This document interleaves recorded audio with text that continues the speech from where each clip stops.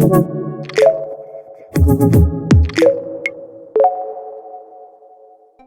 be down. Okay, let's talk mileage. For me, I feel like an exact mileage number is slightly overrated. Drastically overrated as you are younger or as you are more casual versus professional, if that makes sense. So I feel like the more obviously professional you are, the less overrated mileage is. As a high school athlete, as a young collegiate athlete, as you progress through college, mileage becomes a little more specific. But I feel like mileage can be very overrated. Mileage during base phase for me, so I'm base building right now, technically. So you know where I'm at with my training. Beginning of March, I had a soleus Achilles injury. I fought March, April, May, pretty much getting myself back. I was running anywhere from 0 miles to 20 miles a week, very inconsistent, a lot of biking, just a lot of cross training, trying to get healthy. June 1st, I started running, being able to run 7 days a week. I ran a whole month of 7 days a week. Started at 35 miles. I built up to, was it 50 last week? 49, 50 last week. This week I'll be roughly about 55 this week. By Sunday, I'll have 55, so I'll have a legit long run in this week. I haven't had a legit longer run than 10 miles since I've been back. So I'll do 12 miles this week, hopefully. Yeah, so I'll build myself up to anywhere from 70, 75, but I will fluctuate up, down. So I'll go 70, 75, 65, 60, 55, 60, 65, 70, 70, a little maybe 1 or 2 at 70 straight through, and then I'll come back down.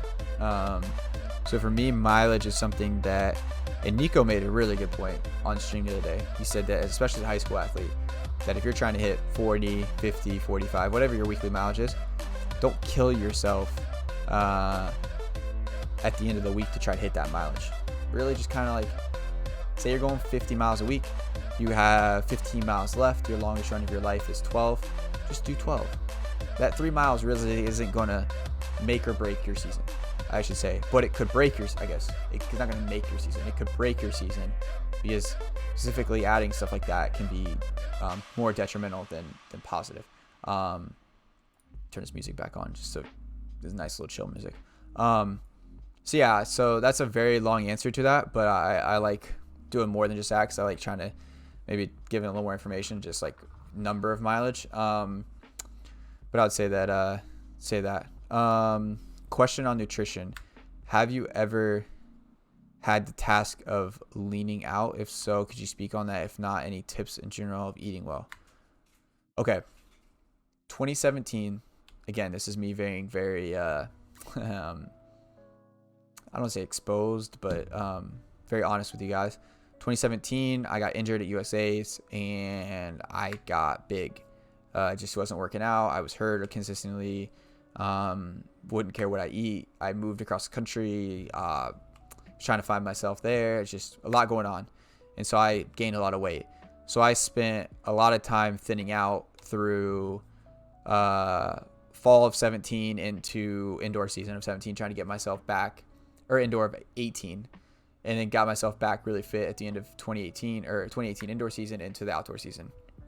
I would say for me, very simplified is, the very simple way to put it is cut out the crap, period.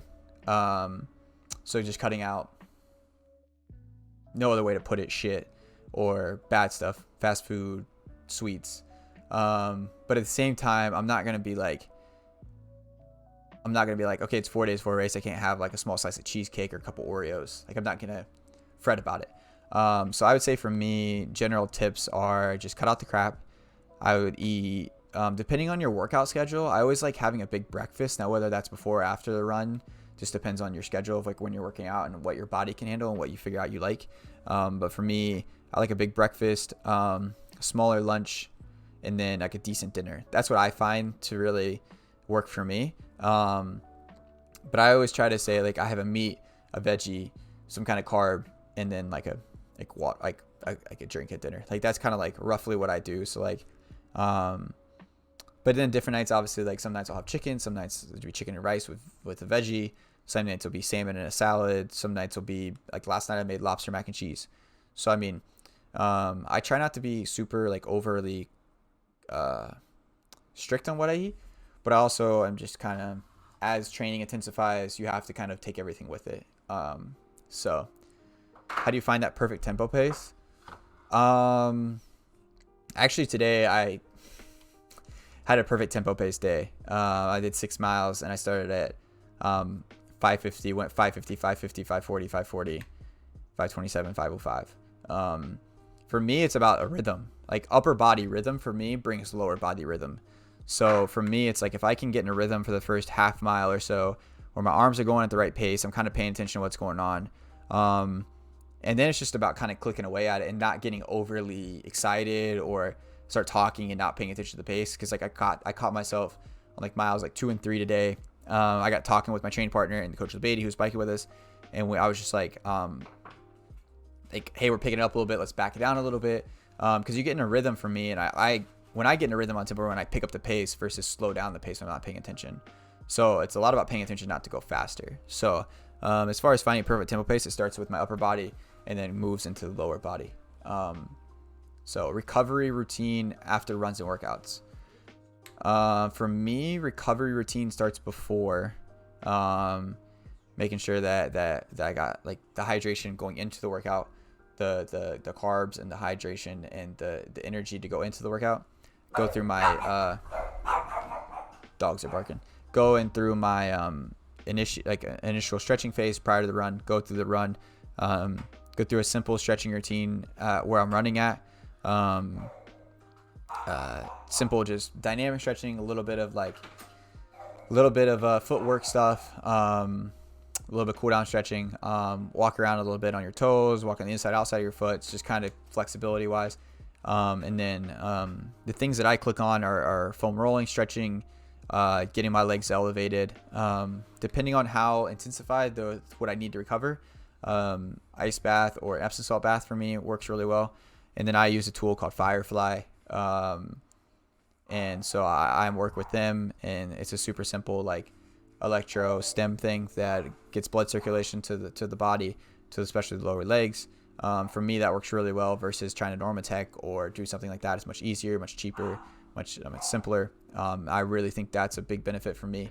And then really just I'm big in massage and physical therapy work, but obviously that's something that isn't everybody's access to everybody, or not worth it to everybody to go spend money on a massage. But that for me is something that I have to invest in myself in. But if I was not using those type of tools, like a Firefly thing or a Firefly type electromagnetic thing, a stem thing, a Compex, whatever you kind of access to, I think stem is a very good substitute to getting that true on massage. And then I gotta think Epsom salt ice baths are the simplest, most like organic, cheap way to do it, outside of foam rolling and stretching. So but for sure, food, carbs, protein after the workout, some kind of snack for sure is that. So and if you have more specific questions on like things like the recovery tools or specific things or different questions, make sure that I just put that Discord link in there for that. If you're not a member of Discord and want to send me messages on Discord, that's where I really like interacting with you guys more than social media, 'cause social media can get crowded with like people who are ingenuine about some stuff and just want either to buy gear or just want to like message reply. Discord for me is really where I want to build the community off stream and really get you guys to like chat more with each other. If you have questions about each other, bounce ball ideas off, talk about gear you just bought. If you bought a new watch, or you want to talk about new headphones you bought, or a place you ran, or a workout you did. That's really where I want to build kind of a community for us as a stream to really communicate off stream. So, yeah, for sure. Having a partner and a coach is a big. Solo workouts are hard. But I for sure think some tempo runs, some long runs, for me solo wise, I really get in tune with my body, and then it translates really well for when I do have like hard workout sessions with people. Is I'm so in tune with myself that all it takes is is some hard solo runs for me to really go with people. It makes it way easier. So how do you deal with the highs and lows of running your 2016 season? You couldn't do no wrong on the track. Then, as you mentioned, injury cropped the next year. That was tough. We kind of talked. Justin Knight's Track Talk, which is going to go up soon on YouTube, would be a really good one to watch if you missed that. We talked a little bit about his highs and lows because he struggled up until the season, had a lot of struggles as a pro. I think you have to really kind of put yourself, I don't want to say in a bubble, because a lot of people think a bubble is like you have no one inside of it. But I think you just have to surround yourself with the small group of people who are going to be with you through the highs and lows. And always remember that every time you do a workout or race, you have to have people who are going to respect you before and after, and are going to and be there for you and support you no matter what the result is. I think 2016, I had a lot of people who, it sounds really cliche, but like I let in my circle or became in my circle because of the success, and they weren't necessarily there before. And then as I've learned is the people who really should be in your circle, they're people going to be there no matter if you're running, for example, if you're running 142 or if you run a 149 and get last. I want those same people there in my circles. So for me, dealing with, that might be loud, sorry, I'm just kind of dealing with those highs and lows really starts with those that aspect of it, of really creating an inner circle, an inner bubble that mentally it gets you through that. Physically, that's tough. I mean, physically, if you're not clicking on all cylinders, like getting out the door to train is extremely difficult. And I faced that. I had a 10-day stretch of this injury where things weren't working, rehab wasn't working, things weren't really working, and I really just said, screw it, I'm going to take 10 days, shut it down. And I shouldn't have shut it all the way down. I should have taken could have taken time off and relaxed, but I mentally was like, I'm done. Like Olympics are canceled, injuries hurt. Like I'm just going to almost quit on myself. And it took me like 4 or 5 days to really realize what I was doing. And I kind of changed that a little around where I kind of fixed that and stuff. But for me, not quitting on yourself, really trying to stay motivated is extremely difficult, but can be extremely helpful. So yeah, I mean, that's a tough thing. So that's a tough thing. So dealing with highs and lows is extremely difficult no matter what level you're at. Whether you're like an individual high school guy or a collegiate athlete in a team or like a pro, dealing with those things can be pretty difficult. So, but hey, make sure. I love chatting. I like this. I like the questions. I think I want to do the giveaway soon, so make sure that you are followed. You have to be followed and in the stream when I do the giveaway. I'll probably do that pretty soon here. I'll say in the next half an hour, 45 minutes, half an hour probably. But make sure you are followed. You don't have to be subscribed. It gets you no advantage to be subscribed. If you do have a Twitch Prime available, you can check on that. It's in the subscribe window. Make sure see if you have Twitch Prime available. Everything as far as subscriber donations go towards either upgrading the stream for you guys, quality of it, or goes towards getting guests on and helping them out as far as I send guys simple Chipotle coupon or gift cards or different gift cards to different restaurants they like, just for that. But doing the giveaway of the headphones, the running headphones, the USATF branded running headphones, and then the bib and a couple of the signed pictures if you guys want those for anybody. So make sure that you guys are followed to the stream. Hit the little heart if you're on mobile. If you want to subscribe, love the subscription again, but by no means required to do that for the giveaway. But you have to be in stream and followed to win the giveaway.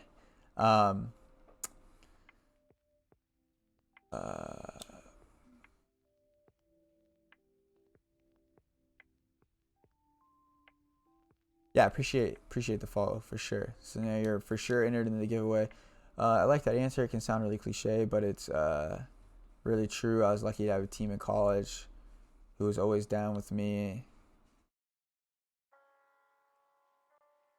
For sure, I think a team atmosphere. If you have a team that really supports you, that's like your go-to thing. High school, college is if you can find a team, and I'd say that's a big aspect of recruiting.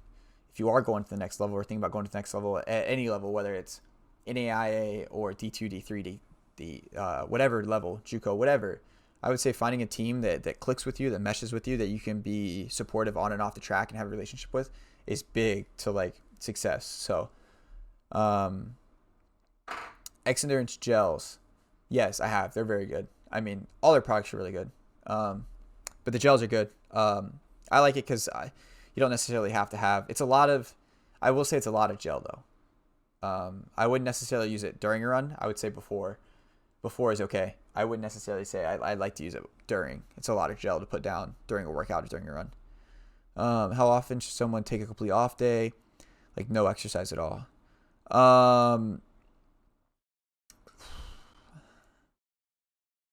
I know some people who don't take off days at all, and that works for them. I'm an off day kind of guy. I think mentally, that's my reset period.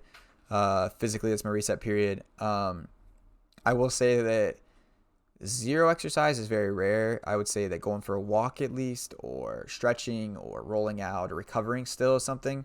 But I would say a complete day off is more a mental aspect than it is a physical aspect. I don't know why that paused.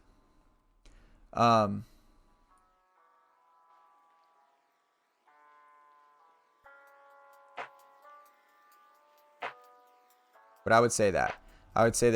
A complete day off is more when you really need the mental aspect of the day off than the physical aspect. How do you approach warming up before hard effort? I will say this. And if you take anything from the stream tonight, I've actually talked about this multiple times today. I did a podcast earlier with somebody. I talked to a coach about this and I actually talked about somebody else with this.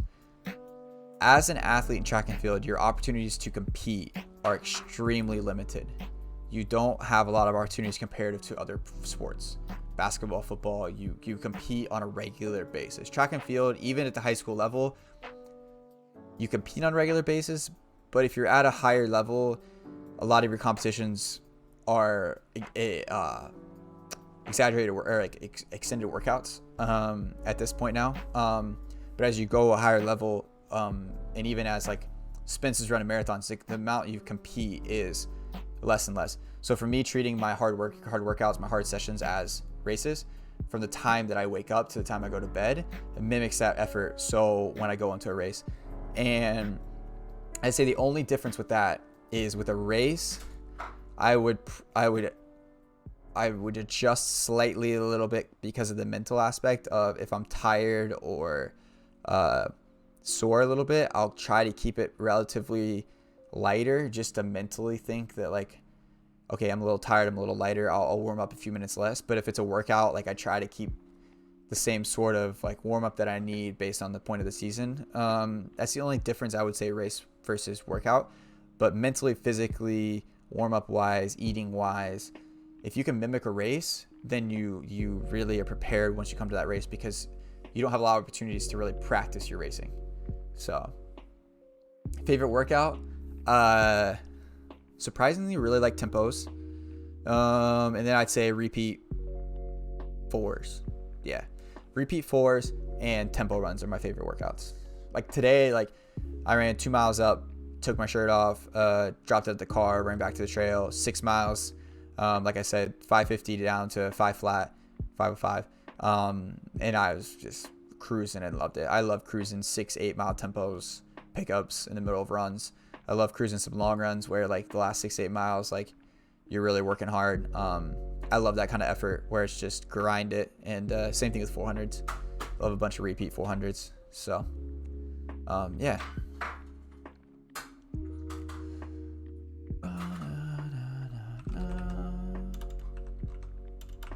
But, you know what? I'm enjoying this. I like the guys who are in here right now.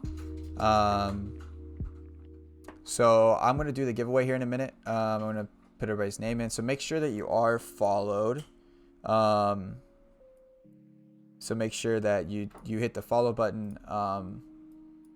If you're not already followed, and then if you are picked, you do have to mention that you're in the stream. Otherwise, we'll unfortunately go to the next person. So we'll do that here. Marathons twice, maybe 3 times. Exactly. Mental prep begins the night before. 100%. But I think that, like, Spence, I don't know if you do this, but I'd say that, like, if you pick 2-3 workouts a month where you're like, hey, these are my race type workout sessions, where even though it's not necessarily got to be your hardest workout, but you can say the night before, you can be like, okay, I'm going to treat this like my marathon coming up. I'm going to go to sleep when I need to go to sleep. You don't have to necessarily eat the same. I know marathons are slightly different, but if you pick a hard long run or something where it's like, I'm going to eat what I need to eat, I'm going to mentally prepare, I'm going to mentally approach this 20-mile long run as a race, and work through the race, or work through the workout as a race, then you're mentally, like, ready to go and ready to be locked in. So let's do if you guys are down, are you guys down for the what do you call it, for the giveaway? I'd be down to kind of get this in, do the giveaway, and then I might do some what you call it, some gaming. I'm gonna go on to here, so that I think the best way to get a user list is through actual Twitch. I want to make sure I get everybody in.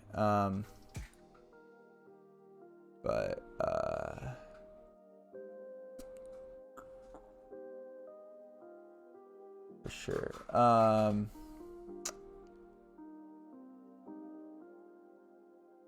getting everybody's name in here,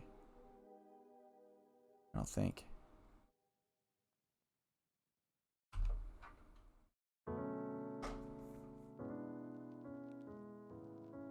Let me see here. Okay, I got him. Ooh, Smug. Thanks for the follow. Appreciate it. Smug, your name's not on the thing. If you're in the stream,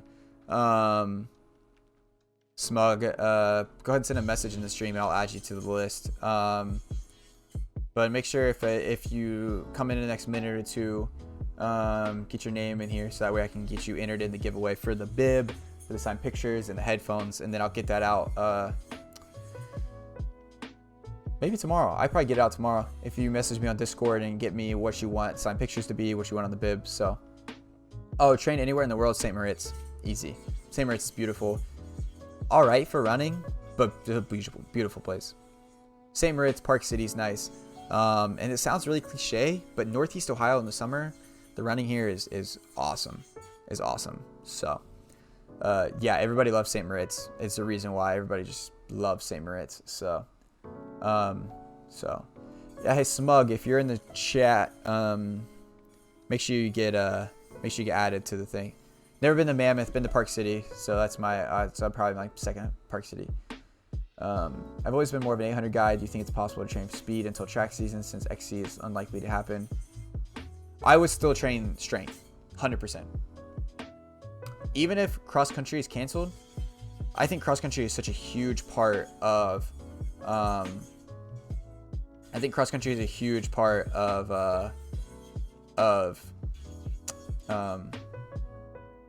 what you call it, the 800 strength. So no, to be honest with you, I would not do any more speed than what you usually do, unless at the end of the fall you did a little more speed because you got into indoor season, or if you did an indoor season or some winter meets, or if you're going to do some fall track meets, you could do a little bit of speed just to prepare yourself. But if your focus is the outdoor track season, and that's where your main meet is the state meet, high school meet, college meet, NCAAs, whatever your meet is, local 5, whatever your main focus is, build back from there. Treat it exactly as if you'd have cross country. Shoot, go do some 5Ks on the trails, go run a 10K, go do long runs still. Do your strength workout, because that's just going to prep you better for the spring. So Yeah, for sure. For sure. Yo, Spence, I'll text you after the stream. But I think we're gonna run in the polo fields in the morning if you wanted to maybe hop in if you don't have a workout.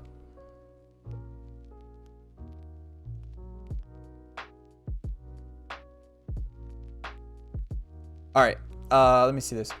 Speed can fry the nervous system. Don't do 100%. That's what I'm saying. Speed.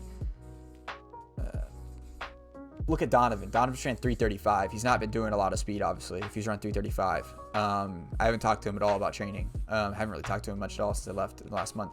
But see, I mean, he did strength in the middle of the season. I mean, 100% would for sure be prepared to do a lot, even more. I mean, shoot, do even more strength. So,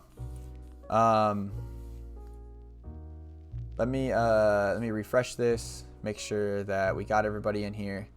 And then we'll get into this. We'll do this giveaway. Let's see here. Let me see here. Do this. Enter those in there. Let me minimize this. Remove duplicates. Cool. Strength build speed. 100%.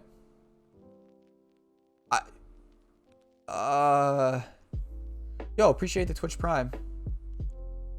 Uner, appreciate it. Appreciate it. So, I wear spikes probably during season, most workouts actually. At some point during a workout, I'll do minus a tempo run or minus a long run. If it's a track session during like peak training, I'm pretty that. Okay, cool. Yeah, no worries. You should have jumped in tempo. I don't know how fast you did it, but you could have jumped in tempo this morning if you. We'll have to link up better about training, but we'll figure it out.